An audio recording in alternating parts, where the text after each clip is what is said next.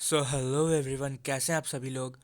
और आज हम दोबारा से पढ़ने जा रहे हैं the D and F block elements, chapter 8 of chemistry, NCERT class 12।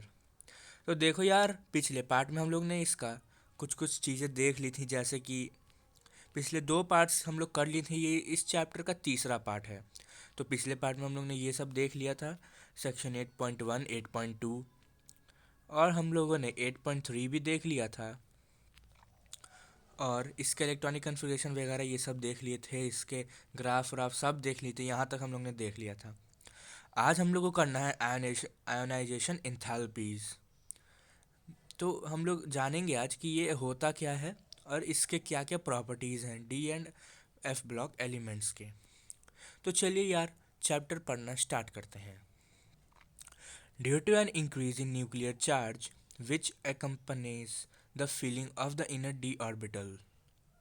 मतलब कि न्यूक्लियर चार्ज जैसे जैसे इंक्रीज होगा, वैसे वैसे accompany the filling of inner D orbital, मतलब डी ऑर्बिटल के अंदर वाला ऑर्बिट सब फिल होते जाएंगे।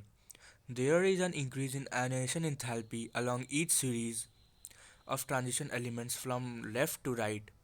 मतलब लेफ्ट से राइट जाने में आयोनाइजेशन एंथैल्पी इंक्रीज करता है।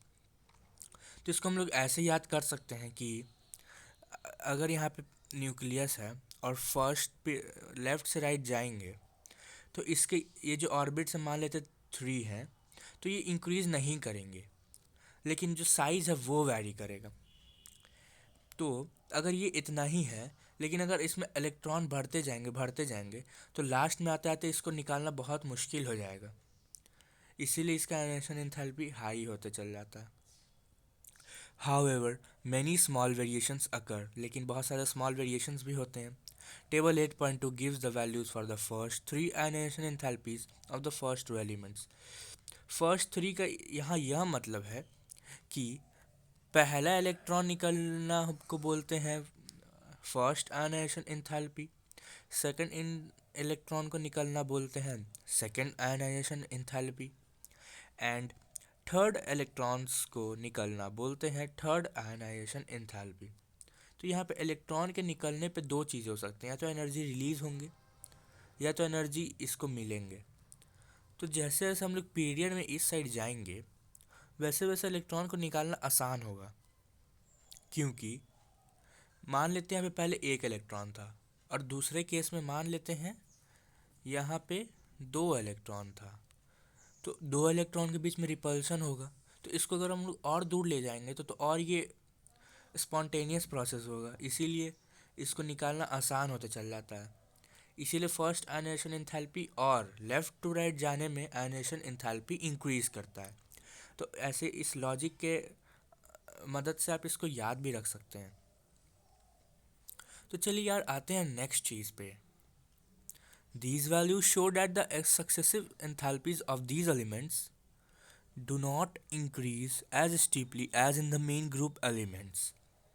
ये लोग ये दिखा रहे हैं कि मतलब कि इसमें कुछ कुछ स्मॉल वेरिएशंस होते हैं, जैसे ऊपर लिखा था, और ये वैल्यू ये बताते हैं कि जैसे मेन ग्रुप में हो रहा था वैसे इसमें इंक्रीज नहीं होता, इसमें कुछ ज़्यादा ही रेट से इंक्रीज होता है। Although the first ionization enthalpy in general increases, the magnitude of the increase in the second and third ionization enthalpies for the successive elements in general is much higher, मतलब बहुत ज़्यादा high होते हैं। अब ऐसा क्यों, ये भी समझ सकते हैं।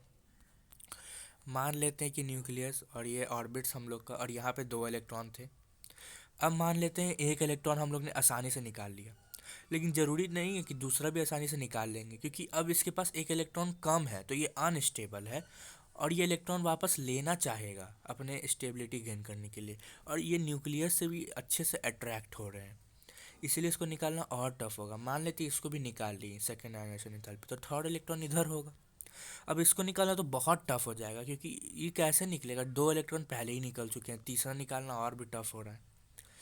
और एक जो इलेक्ट्रॉन इलेक्ट्रॉन रिपल्शन होता था, उसमें इलेक्ट्रॉन को निकाल ही दिए हैं, तो इस इलेक्ट्रॉन को निकालने के कारण वो रिपल्शन भी ख़त्म हो गया है, इसीलिए थर्ड और सेकंड ज़्यादा हाइयर होते हैं उनके differences. The irregular trend in the first ionization enthalpy of the 3D metals दो ऑफ लिटिल केमिकल सिग्निफिकेंस, मतलब कि जिनके केमिकल सिग्निफिकेंस उतने नहीं हैं, उनके आयनेशन एंथैल्पी बहुत ज़्यादा इरेगुलर ट्रेंड दिखा रहे हैं, can be accounted for by considering that the removal of one electron alters the relative energies of 4s and 3d orbitals। मतलब कि एक इलेक्ट्रॉन के निकलने से ही 4s और 3d ऑर्बिटल में रिलेटिव एनर्जी का डिफरेंस आ जाता है। So the unipositive ions have dn configuration with no 4s electrons। इसीलिए जो यूनिपॉजिटिव आयंस हैं उनमें 4s 0 हो जाता है और 3d में ही कुछ बच जाते हैं, वही लिया हुआ है। There is thus a reorganization energy accompanying ionization and with some gains in exchange energy as the number of electrons increases and form the transference of s electrons into d orbitals. There is a generally expected increasing trend in the values of the effective nuclear charge increases। मतलब कि effective nuclear charge भी धीरे धीरे increase करते हैं जैसे जैसे atomic number increase करता है, और उसके हिसाब से आयनेशन एंथैल्पी भी इंक्रीज होना चाहिए। However, the value of chromium is lower because of the absence of any change in the D configuration, and the value of Zn higher because it represents an ionization from the 4s level। मतलब कि अब देखिए यहाँ पे समझने का हम लोग कोशिश करते हैं पूरा है क्या लिखा। तो इसमें जैसे क्रोमियम का इलेक्ट्रॉनिक कन्फिग्रेशन होता है 4s1 3d5, तो ये बहुत ज़्यादा स्टेबल है, तो इसको आयनाइज करना बहुत मुश्किल है, और इलेक्ट्रॉन इसी में से निकलेगा क्योंकि ये 4s1 है, यहाँ पे 1 ही इलेक्ट्रॉन फेल है, तो इसमें से निकलेगा आसानी से, लेकिन सेकंड में बहुत दिक्कत होगा। और Zn में हाई, क्योंकि देखिए Zn का होता है 4s1 और 3d10, तो इसमें भी ये भी स्टेबल ही है, तो इसमें से भी 4s2 है, आई एम सॉरी 4s2, तो यहाँ से भी एक इलेक्ट्रॉन निकलेगा, तो वही, तो यहाँ पे भी 4s से निकलेगा। The lowest common oxidation state of these metals is +2। इन लोग का लोवेस्ट कॉमन ऑक्सीडेशन स्टेट है +2।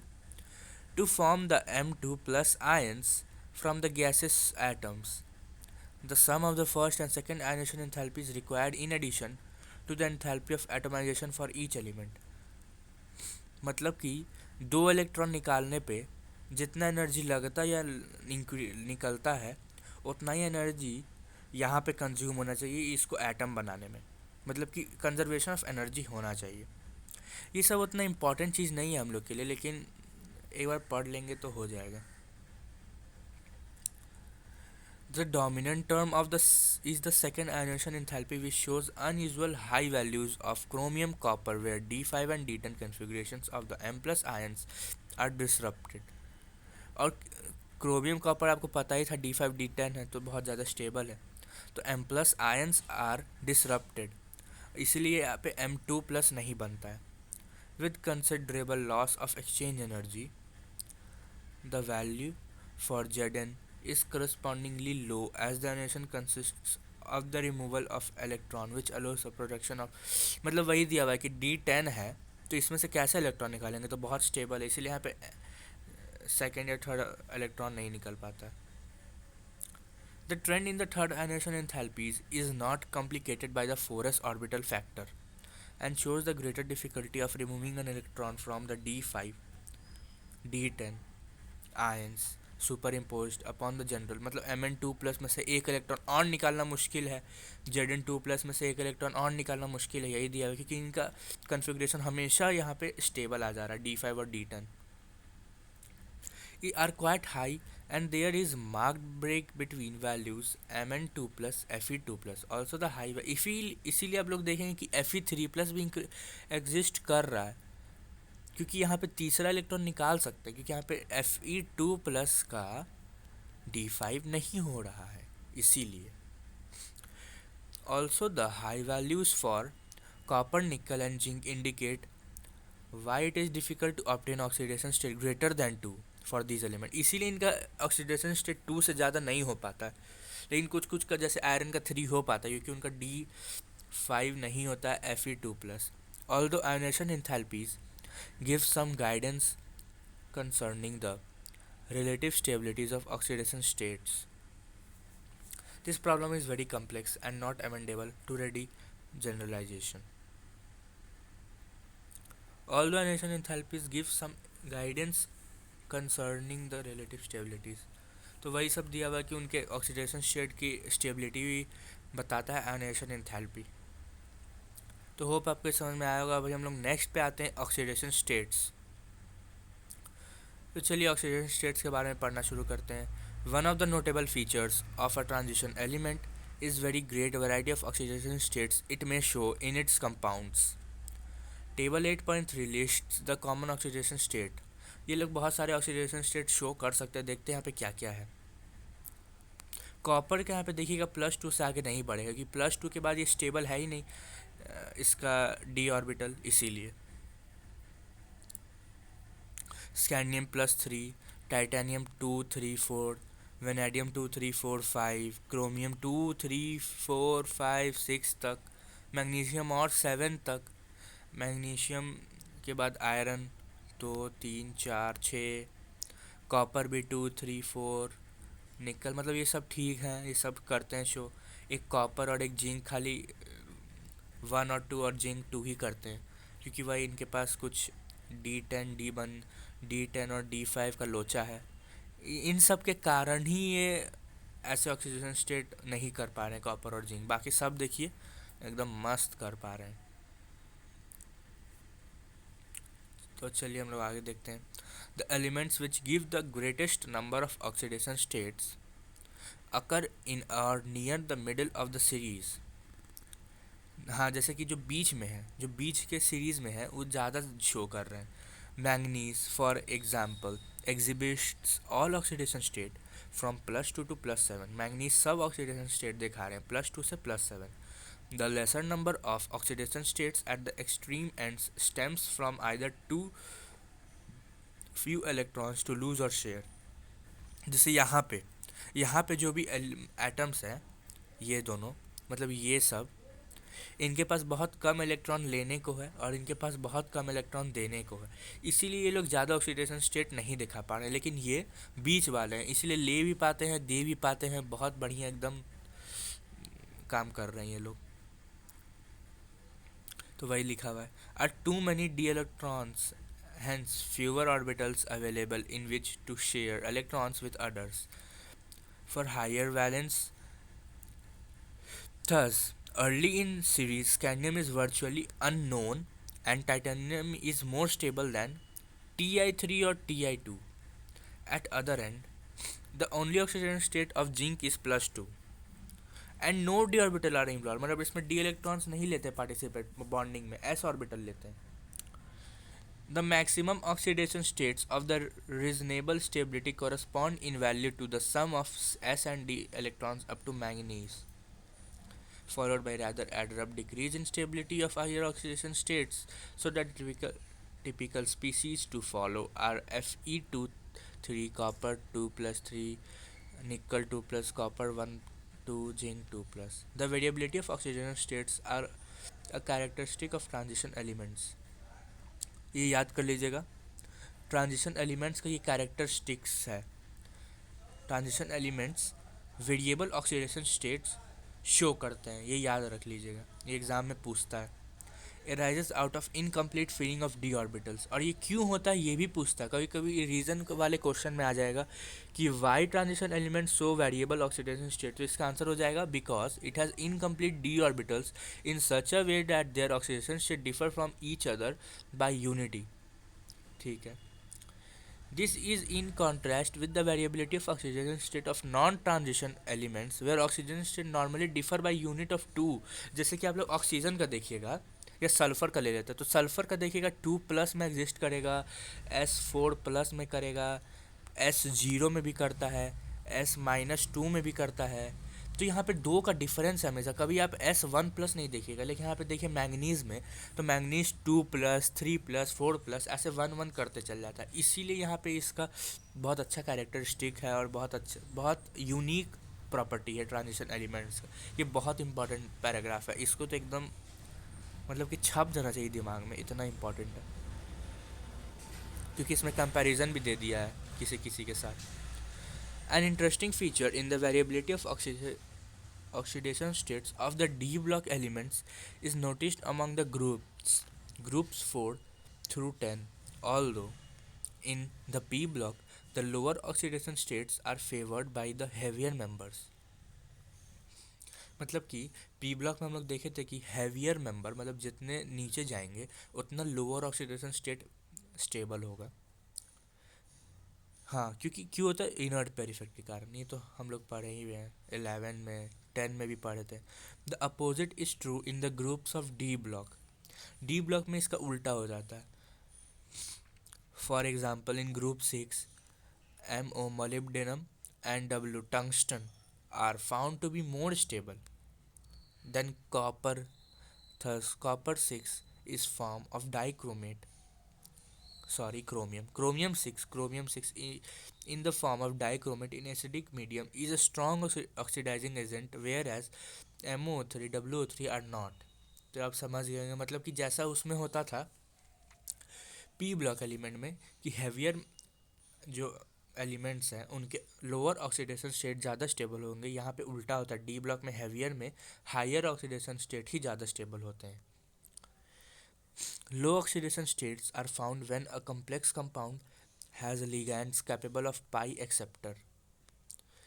लो ऑक्सीडेशन स्टेट्स वहाँ पाए जाते हैं जो कॉम्प्लेक्स कंपाउंड है लिगैंड्स के रूप में जो पाई एक्सेप्टर कैरेक्टर है in addition to sigma bonding. For example nickel cobalt whole 4 Fe cobalt whole to the 5.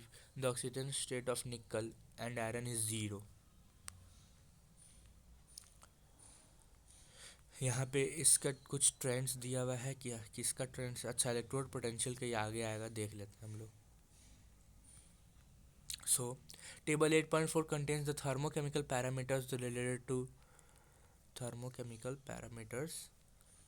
related to the transformation of solid metals atoms to M2 plus ions in solution and their standard electrode potential. ये सब का comparison दिया हुआ है. ये table देख लीजिएगा, इसमें कुछ है नहीं ज़्यादा. इसमें कैलकुलेटेड वैल्यू दिया है कि क्या है और ऑब्जर्व वैल्यू कुछ अलग आ रहा है. सिर्फ यहाँ पे थोड़ा सा डेविएशन है कॉपर और निकल के साथ, बाकी ठीक है. The unique behaviour of copper having a positive E minus accounts for its inability to liberate H2 from acids. Only oxidizing acids, nitric and hot concentrated sulfuric react with copper, the acids being reduced. The high energy to transform copper H to copper 2 plus is not balanced by its hydration enthalpy. The general trend towards less negative E negative values across. अच्छा, यहाँ पे देखिए क्या दिया है, मैं आपको short में बता देता हूँ. इसमें कभी कभी क्वेश्चन आता है हम लोग के स्कूल में कि एक्वस सॉल्यूशन में कॉपर 2 प्लस स्टेबल नहीं होता है जबकि कॉपर 1 प्लस होता है, ऐसा क्यों. तो कॉपर 2 प्लस का जो एटोमाइजेशन एंथैल्पी है मतलब एटम बनाने में जो एंथैल्पी है 2 इलेक्ट्रॉन निकालने का, तो वो हाइड्रेशन एंथैल्पी के बराबर नहीं आता, इम्बैलेंस्ड होता है.